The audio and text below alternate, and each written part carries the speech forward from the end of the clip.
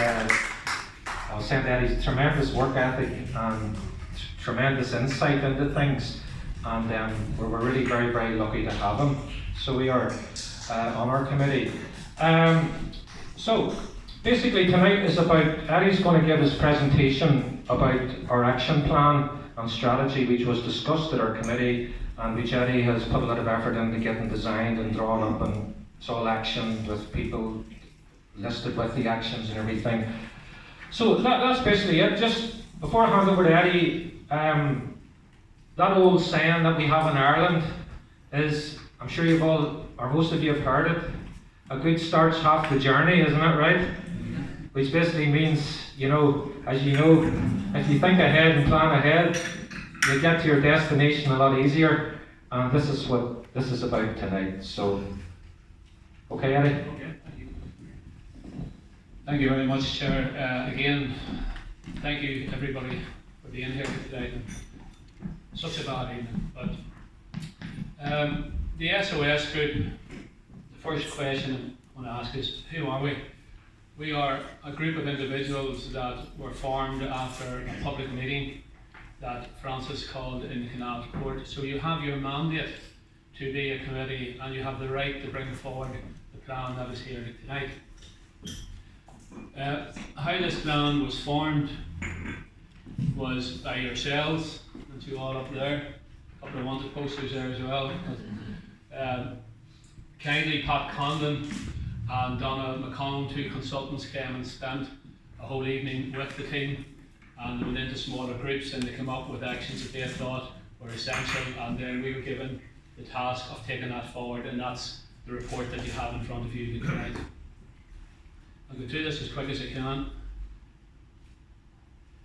As you can see, these are the actions. One was to set up a WhatsApp group to improve communication. That is now done thanks to Mark and a number of others. Commissioned a new Facebook page, which is up and running and is very successful. And the new Facebook page is being well used at the moment. However, we do need people to share even more and more of all of the messages that are being sent out. My fear this is going to break down. But and the other one was we were to create a monthly news sheet. That first one has been done and has been sent out to inform all of the community on all of the excellent work that you have been doing over the past number of months. It's going to go to local schools. Obviously we're in the summer period now, but from September we'll be sending it out to schools and asking them to circulate it to the pupils and to the parents. We're going to ask the Confederation to circulate it to all the community groups. Newry did have already agreed to send it out to their members, the Chamber of Commerce, the Keel Development, Association for Southdown, Southern Regional College, trade unions, and it's going to go out to all of the churches for their Sundays on all sides of the community. And the first circulation of the mail chip will be in September. So all of those things have been done and are set up and are running. We're setting up a Snapchat and a TikTok page, which Mark has kindly agreed to do, because at the meeting that we had, it was made very apparent that it was very important that they were the systems that are used by the youth in our area. And at the end of the day, the comments that were made that night were very clear, that it's a youth that we are actually working for. We're looking to the future just now, just not now. The other thing we want to do, and we're going to continue to do, is to organise a series of videos from local celebs. To date, we've got Pat Jennings, John and Susan Lynch are doing one for September, Kevin McAllister has already done one, Susan has agreed to do one, and Maeve and Grania, I spoke to Grania the other day and she's going to send one in. So if anybody knows a celebrity, get them to do a short video, send it to us and we'll arrange to put it up. The reason that we're doing all of this is to let the Trust know that we're watching everything that they're doing, we are coordinated, and we're not going to go away. Those are the three are the ones that we've got so far. There's Tom Kelly, his eyes closed. Kevin just gone through treatment for cancer and it's been successful. But Kevin's a great supporter, and you know the day of the rally he's supplied all of the PAs etc, and he's a super supporter. Pat Jennings had no hesitation at all, and Pat, as you are aware, was just awarded the CBE the other day, so well done to Pat for all of the services that he's done to support it. We're going on to the radio. You probably heard me on BBC, have been on Q, have been on your FM, but what we would like to do is to get more members of the committee like to do it now, not just me and just Francis.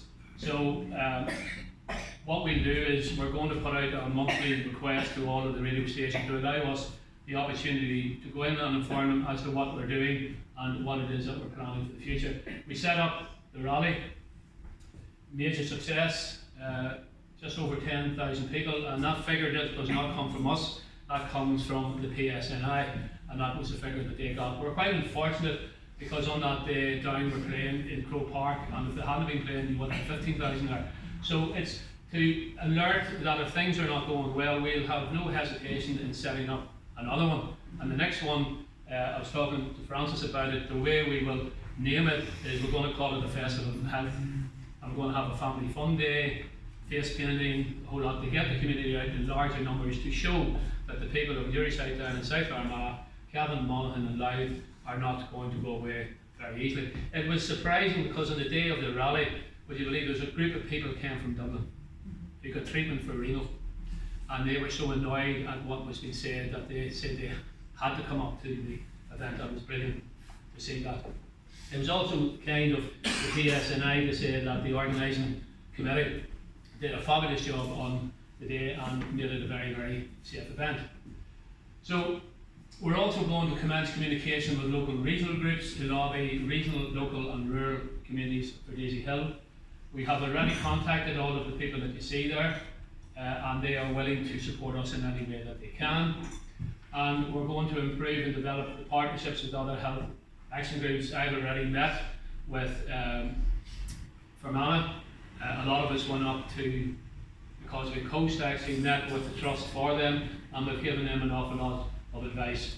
The other item that we're going to do now, and I was talking to some of the groups in the past fortnight, is a cross-border strategy. It's a joint strategy between North and South, because there is a thing called the All Ireland Fund now. So there's money out there, and even though we're out of Europe, there is a fund called Interreg, and it's a very substantial fund, and there's no reason that we shouldn't be putting in applications for funding for that to make sure that any additional services that is needed for the hospital can be funded.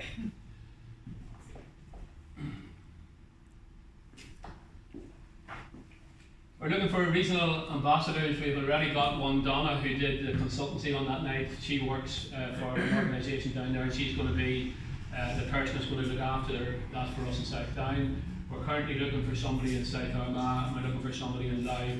And what we are basically saying that we can't do all of the work, but if we have somebody in each of the regions that's willing to put the information out, it's to keep the information flow and to let everybody know as to what is happening exactly. We did our public banner campaign. I'm going to do another one. We'll get what we're going to write in that shortly and have it approved by the committee.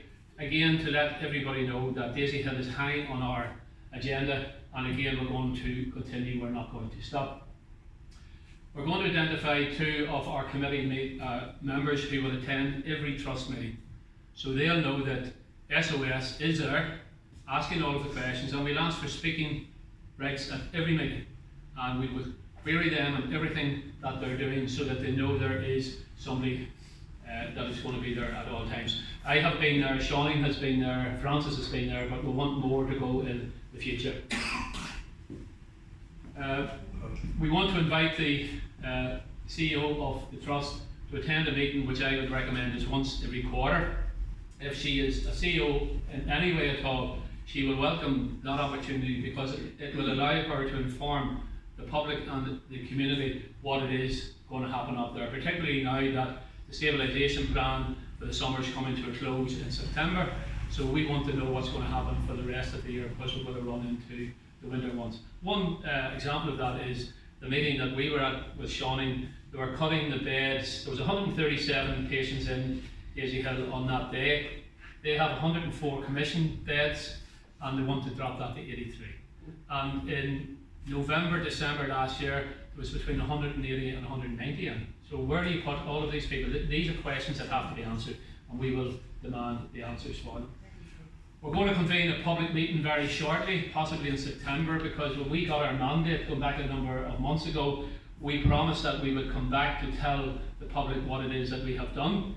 So we're going to call a public meeting that we hope there'll be a large number at it, to let them see that we are very sincere about what it is that we're doing. And I spoke to Francis about this too. It's important that we just don't do that in Newry. We're going to go into Kilkeela and we're going to go into Crossmaglen. So that gives the opportunity for people who are not able to travel to be there. The one that we haven't done at the moment, I'm looking for a sponsor for it, and I missed out on NIPSA because I should have had the information, but I could not get it in time. We're going to commission stickers for cars and for windows and shops highlighting Daisy Hill needs you, etc. So we're going to go ahead and do that. Helena, you notice that your name's down against that, so we love it. We're going to start convening meetings with MLAs, MPs and elected members to discuss their proposals.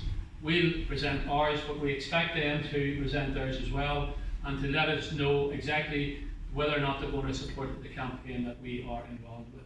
We're writing to the Future Waste Groups, which we did do, to ask for a person to be appointed onto the Future Waste Group, and they have invited me. The reason that we asked for that is that we want to share whatever information that they have back into the group. There was a meeting of it today actually at 2 o'clock, followed by a meeting with the Trust at 3 o'clock. So we went through that. I have a meeting tomorrow at 2 o'clock. If you recall at the public meeting, I asked Professor Mark Taylor, who's now been appointed the Transformational Manager for Bengoa. So I asked him on that night if he was the author of the General Review of Surgery in Northern Ireland. He confirmed he was. I asked him did he consulted it. He didn't answer me. And at the end of it, I said to him, I take from your non-answer that you have not gone out to consult, which is illegal under the Northern Ireland Assembly, because any strategic policy decision must be put to the public. So we said to him on that night, we'll see you in a different forum. With that forum, I hope will conclude tomorrow with a meeting I have at 2 o'clock, where we are finalising a judicial review on that. And we're also going to take a look at another one, because everybody has heard me say this a lot, the rural impact assessments that were done, both in the emergency surgery and the maternity at the Causeway Coast, were said that it's disgraceful. Because rural impact assessment, and people here will hate me saying this again because I say it all the time, is where you identify the problems that the policy you're going to change is going to have on the community. And you're supposed to take a look at all of those, your transportation, your internet, mobility, etc., etc. And then you're supposed to come in with the mitigating circumstances of how you're going to resolve that. In the Newry one, they wrote, we learn as we go along. As which we all replied, one death is too many, and we're not going to accept it. So we're considering that because the quality of them was so poor. In actual fact, the Causeway Coast just said that they did one, but they never put any of the mitigating circumstances in. So Causeway are now gone down that road as well. So we're trying to prove them that we're very, very serious. We have an individual who's going to do this for us, and we have already set up the legal team and the barristers to do this for us. So we'll update you on that as we go along. That one really is the same as the programme on the political representation that was actually supposed to come out. So where do we go from here? Just to update you, at that meeting today, we've been pressing hard in the Future Ways group to have an expert panel group set up.